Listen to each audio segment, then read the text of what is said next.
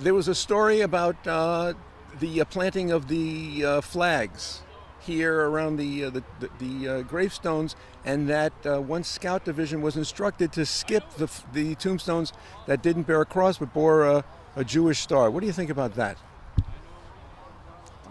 It's a dishonor. It's a dishonor to any vet, and dishonoring Jewish vets. It's a dishonor and a disgrace to do that, and I look forward to that not happening again. But have we experienced now a climate, a news climate, a vilifying of the Jewish state, and therefore people feel justified in taking out indignation against Jewish targets, Jewish items or people, to the extent that people can get away with it? Yes, it appears we have. It appears that not we have, that certain people have done this, and they should be ashamed of themselves. They should be ashamed of themselves. Is Israel justified in its defense? It certainly is. It certainly is. I have very dear friends whose sons are lone soldiers and volunteered, and they're over there now fighting for Israel and risking their lives, and their parents are very dear friends of mine. And he's there right now. 3 of his buddies were killed.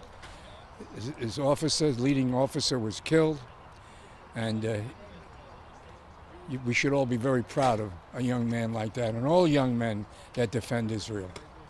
The press and women. I'm sorry. Yes.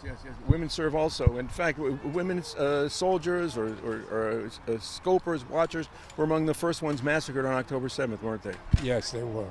Yes. So, what about this notion that Israel is an aggressor, immoral, which is why, especially the lies that are being visited on upon the campus communities and amplified through the mainstream press? What's the truth about the ethos of what Israel's doing?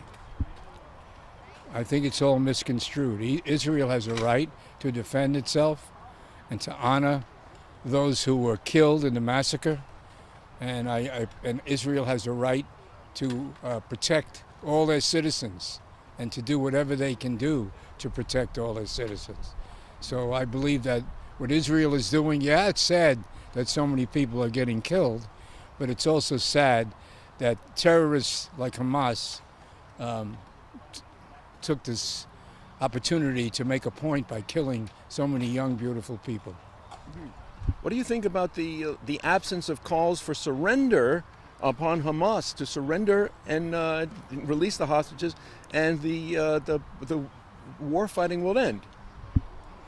I think it's also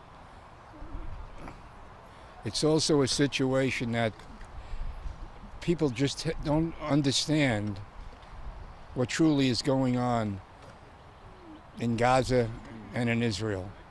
And those that tend to not look at the true nature of the relationship of those people and the relationship of the Hamas towards Israel and the Israeli people don't get it.